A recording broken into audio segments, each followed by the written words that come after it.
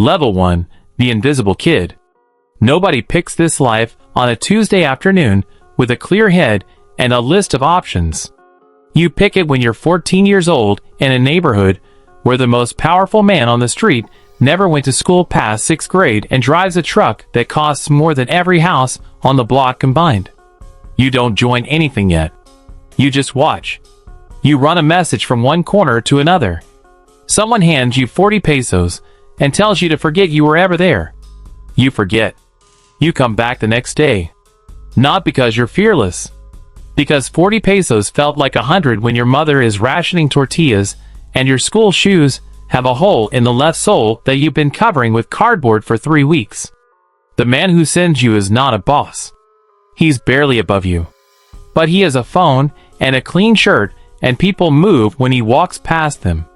That's the first thing this world sells you, not money. Visibility. The feeling that you exist in a way the regular world never made you feel. You carry messages. You watch corners. You learn which cars slow down and which ones mean trouble. You learn the difference between a cop who's paid and a cop who isn't. You learn it faster than you ever learned anything in a classroom. Because in a classroom, the consequences of not paying attention are abstract. Here they are immediate. Your mother thinks you're at a friend's house. Your friend thinks you've gotten quiet lately. Neither of them is wrong. You're not in the cartel. Not yet. You're just standing near the warmth of it, trying not to get burned. But the door is open. And you already stepped through it. Level 2, the corner. They give you a corner. Not a gift, a test. Your job is to stand there for 6 hours and make sure product moves without incident. You don't touch the product. You don't handle money directly. You are the eyes. You are the first warning. If something wrong comes down the street, you make one call and you walk away. Like you were never there. You're 15 now, maybe 16. You make between 300 and 500 pesos a day depending on the week. That's real money in a place where your father, if he's around, makes 600 working 10 hours in the sun. You understand, for the first time in your life, what leverage feels like. Not power yet. Just the beginning of it. The other kids on the corner are like you. Young. Hungry. Performing a toughness that most of them haven't fully grown into yet. But you all perform it together, and collective performance becomes its own kind of real. You start dressing differently. Walking differently. You buy your mother a fan for her bedroom. She doesn't ask where the money came from. You don't tell her. That silence is the first crack in the version of yourself that existed before this. Here is the truth nobody tells you at this level. The corner is not the bottom of the organization. It's the most exposed part. If something goes wrong, a rival, a cop who isn't paid, a customer who causes a scene, the corner is where it happens. The people above you are insulated. You are the insulation. You don't know this yet. You think you're climbing. You haven't realized the first several rungs of this ladder are also the rungs most likely to break. But you're still standing. And the man above you has started to notice. Level 3, the first test. Every organization has a moment where it asks you a question you can't unanswer. Yours comes on a night with no particular warning. A man who has been skimming from the corner, a man you actually know, someone from 2 streets over whose little sister you grew up with, needs to be handled. You're not asked to do it yourself. Not yet. You're asked to be there. To watch. To make sure the message gets delivered and nobody who shouldn't see it does. You stand in the dark on the edge of a street you've known your whole life, and you watch something happen that you will never fully be able to stop seeing. What they are measuring is not your violence. It's your silence afterward. Whether you eat breakfast the next morning. Whether you show up to your corner. Whether your face says anything to anybody. Your value to this organization is not what you're willing to do. It's what you're willing to carry. You show up the next morning. You eat breakfast. Your face says nothing. You pass. 2 days later, the man above you puts a hand on your shoulder and says 4 words that mean more to you at this moment than any 4 words anyone has ever said. I can trust you. You don't sleep that night. Not from guilt, exactly, though guilt is in there somewhere, pressed flat under the weight of other feelings. You don't sleep because something has shifted in your identity that you can feel physically, like a bone that moved and reset in a different position. You are not the boy from the corner anymore. You don't have a title. You don't have a salary. But you have something rarer in this world than both of those things. You have a reputation. Level 4, the soldier. You're a Sicario now in everything but the official word. You run with a crew of 5. You have a weapon for the first time. A real one, not something borrowed for a specific job but yours, registered in the vocabulary of this organization as belonging to you. That ownership feels significant in a way you can't entirely explain. It's not the gun. It's what the gun represents, that the organization has decided you are worth the investment. Your jobs at this level are varied, and they are not always violent. Sometimes you're logistics, moving something from one location to another along a route you've memorized, and then are required to forget. Sometimes you're enforcement, visiting someone who owes money, and making the visit memorable enough that the debt gets paid. Sometimes it is violent. You've stopped separating those nights from the others in any meaningful emotional way. That separation process, the neutralizing of it, happens faster than you expected, and the speed of it is something you do not examine closely. You're making serious money now. 15,000 pesos a week. 20 on a good week. You moved your family to a slightly better house. You have a truck that is 2 years old and clean. You dress well. At the quinceañera of your cousin, you are the most well-dressed man in the room, and 3 fathers look at you with an expression that is 1 part disapproval and 2 parts envy, and you know which part is louder. The organization is visible to you now at a level it wasn't before. You can see its structure, not all of it, but several layers. You understand who moves what, who answers to whom, which plazas are profitable, and which ones are contested. You are not analyzing this for personal ambition. Not consciously. But the mind that helped you survive a corner at 15 is the same mind building a map of everything around it. Above you are men with more money, more access, more insulation. You can see them from where you stand. And some of them have started to see you back. Level 5, the lieutenant. You didn't ask for this promotion. Promotions in this world don't work the way they do in offices. There's no review, no conversation. Someone above you disappears, transferred, arrested, or something worse, and the work redistributes. You absorb it. You handle it without being told to. And one day you realize the people who used to be your peers are now looking to you for the call. You're managing 12 people across 2 corners and a distribution point. You're responsible for a weekly number, a specific peso amount that needs to move upward through the chain. If it moves, you're fine. If it doesn't, the explanation you give needs to be better than the shortfall. Here is the truth that nobody at the levels below you understands. The money that flows through your hands is not your money. The car, the clothes, the house, you hold them the way a property manager holds a building. The actual owner can ask for the keys at any moment. What you have is access, not ownership. The distinction sounds academic until the day it becomes the most important distinction in your life. You have lost 2 people from your crew in 8 months. 1 arrested, 1 dead in a dispute with a rival cell over a boundary that shifted when nobody was looking. Both losses came out of your number.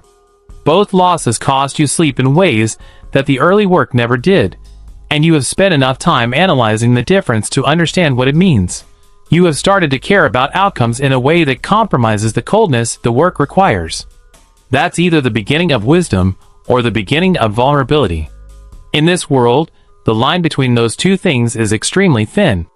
The boss above you, the one whose face you see once a month, maybe twice, called you by your first name last week. Not your nickname. Your actual name. You told exactly no one. But you thought about it for 3 days. Level 6, the plaza boss. You run a plaza now. A real one. A plaza is not a corner, or a street, or a neighborhood. A plaza is a city, or a significant piece of one, a port, a border crossing, a mountain corridor that product moves through. It is a geography of revenue, and it is yours to manage. Not own. Manage. But the distinction matters less at this level than it did before. because the resources under your command are large enough that the practical difference between managing and owning starts to blur. Your weekly number is in the millions of pesos. You have 40 plus people in your operational structure. You have police contacts, not one, several, across departments, in positions that matter. You have a lawyer who handles specific problems with a discretion that costs 30,000 pesos per problem, and is worth 3 times that. You have a local politician who has eaten at your table, and whose wife received a very thoughtful gift when their daughter was born. You are embedded in the community in ways that people outside this world never fully understand. You fund the local football team's jerseys. You paid for the church roof repair after the earthquake. When there is a quinceañera in your neighborhood, there is no question about whether you will be invited or where you will sit. This is not generosity in the way civilians use the word. This is infrastructure. You are making yourself load-bearing in the community, so that the community becomes structurally dependent on your continued operation. At this level, violence is not your daily work. It is your last resort and your constant background hum. The threat of it is worth more than the act. You have men whose entire value is that their existence communicates what happens when the answer is no. You are 31 years old. You have a woman who knows exactly enough and nothing more. You have a child you would do anything to protect. And you have, for the first time in your life, something genuine to lose. That is the most dangerous thing that has happened to you since this started. Level 7, the target. A federal task force opened a file on you 14 months ago. You don't know the specific date, but you know it exists because you pay for the kind of information that tells you these things, and the information came back the way it always does, in pieces, through a chain of people, each one knowing only their small part of it. They have your phone. Not the one you use. You haven't used a personal phone operationally in 4 years.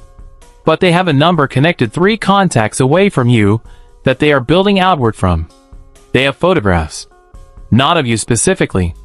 Of people near you, in places you were recently. They are assembling a map. They are not close yet.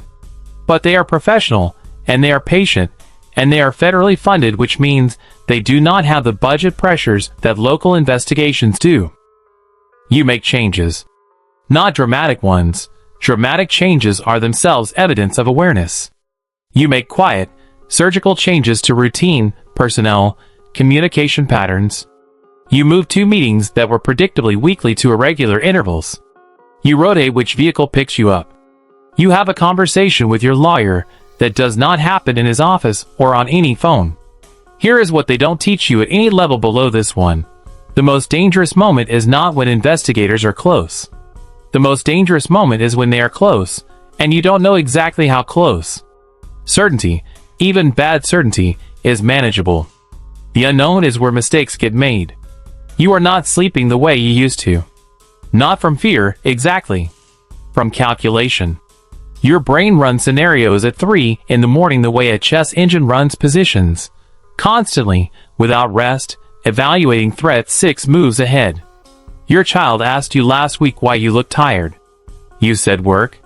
The word felt like a joke told in an empty room. Level 8. The negotiation. There are no lone wolves at the top of this world. There are alliances, territories, agreements, and the constant management of all 3. You are now at the table where those agreements get made. Not as the most senior person in the room, not yet, but as someone whose plaza is strategically significant enough that when the conversation about the Northern Corridor happens, your opinion shapes the outcome. That is a specific kind of power that most people in this world never reach. Not the power to command, the power to influence the decision before the command is given. The negotiation happens in a house in a city you do not regularly operate in. There are 6 men. You know 2 of them well, 2 by reputation, and 2 you are meeting for the first time. The meeting lasts 4 hours. There is food. There is tequila that nobody drinks more than half a glass of, because everyone in the room understands that this is not a social occasion wearing the clothes of one. Decisions get made about routes, percentages, boundaries, and the handling of 3 specific problems that all 6 of you share an interest in resolving quietly. At one point there is a disagreement that goes 15 minutes without resolution. The air in the room changes in a way that is not quite physical, but that every person at the table can feel. You say something, not loud, not aggressive, a refrain that gives both sides a version of winning that doesn't require the other side to lose publicly. The tension breaks. The man across from you nods once. You drive home 12 hours later having not used your name once the entire day. Above you now there is one structure. One man, or a small group of men, who operate at a level so removed from the ground that their names exist primarily in DA files, and in the fear vocabulary of everyone below them. You are one layer from that ceiling. And the ceiling is watching. Level 9, the untouchable. You have not personally touched product in 6 years. You have not been present at an act of violence in almost 4. You are not a criminal in any way that a courtroom has ever been able to prove, because the distance between your decisions and their consequences is filled with so many layers of human infrastructure that by the time anything becomes legally visible, your name is nowhere on it. You have a legitimate business. Several. A construction company that wins municipal contracts. A restaurant group with 4 locations. A logistics company that moves freight and has licenses and employees and pays taxes. These are not fronts exactly. They function. They generate real revenue. They are also the infrastructure through which other things move in ways that 3 separate federal agencies have been trying to prove for the better part of a decade. You have been questioned twice.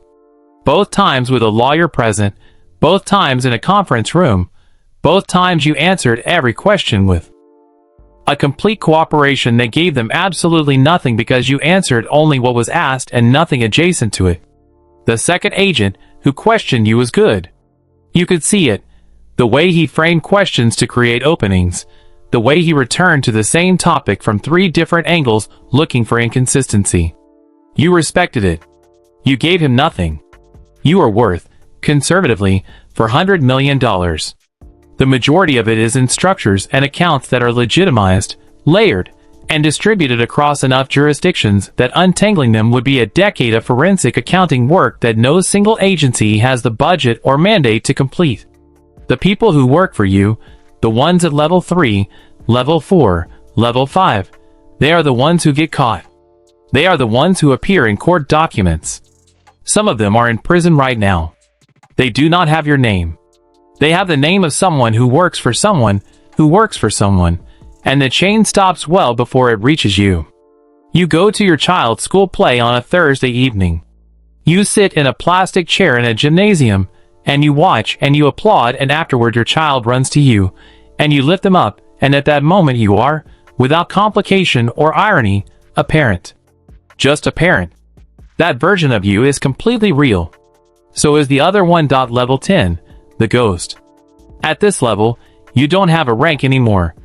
Ranks are for people who can still be placed inside an organizational chart.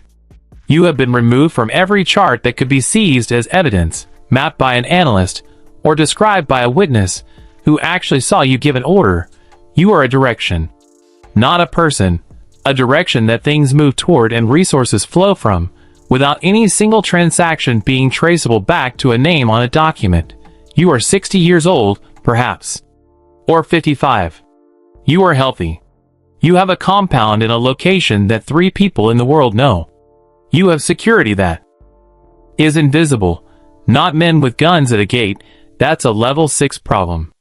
Your security is the fact that your location and your routines are known only to people whose entire financial existence depends on that knowledge never leaving them. The DA has a file. Interpol has a file. The Mexican federal government has a file.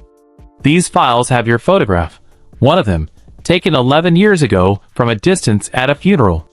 They have associate networks. They have financial traces that end in the Cayman Islands or Luxembourg, or a shell inside a holding company registered in a country with strict secrecy laws. They have everything except the one thing that closes a case. You are not a fugitive. Fugitives are people being actively hunted. You are something different. A person whose existence the system has essentially acknowledged it cannot address through the mechanisms it has available. You are written into the threat assessments and the annual reports and the congressional briefings as an ongoing concern. You are a category, an abstraction, a name spoken in certain rooms with a specific weight. In the town where you grew up, your mother's grave has fresh flowers on it every week. Someone drives up from the city. They don't tell anyone who sent them. The neighbors have their theories. In that neighborhood, the theories about you have become mythology. Stories pass between people, growing in size and drama with each retelling, losing the boring specifics and gaining the narrative shape of legend. None of those stories contain the actual truth. The actual truth is quieter and more ordinary and more devastating than any of the stories. The actual truth is that the cost of this life, all 10 levels of it, was paid by people other than you. Your crew members who are in Altiplano right now. The communities where your product arrived. The families on both sides of every level below you. You paid a different cost. You paid it in the version of yourself you would have been. The boy with cardboard in his shoe who wanted to feel like he existed. He still exists somewhere inside you. But you built so much architecture around him that you cannot remember exactly where. You sit on a terrace in the evening. The light is good. You have a glass of something cold. You are, by the measurement of this world, completely untouchable. You are also completely alone in the way that only people who have never been able to fully trust anyone are alone. And somewhere in a neighborhood that looks exactly like the one you grew up in, a 14-year-old kid is watching a man step out of a clean truck, and he is doing the math. The door is always open. 10 levels. 1 life. And the most important thing about all of it is the thing this world never advertises at level 1. The people who make it to level 10 did not win. They survived long enough to become the architecture of a machine that consumed everyone below them. Every level you climbed was built on the level underneath it, and the level underneath it was built on people. People who are in cells right now. People who are in the ground. People who carried things they were never supposed to carry, and paid for it in ways that had nothing to do with money. The universal truth is this: every criminal empire in history has eventually been remembered not by the name at the top, but by the damage at the bottom. The name at the top gets a file. The damage at the bottom gets generations. You wanted to be seen. You wanted to matter. That's not a cartel story. That's a human story. The tragedy is not that someone wanted those things. The tragedy is that the only door that seemed open was that one. The door is always open. The question is whether you're the one who walks through it, or the one who finally builds something else to walk toward.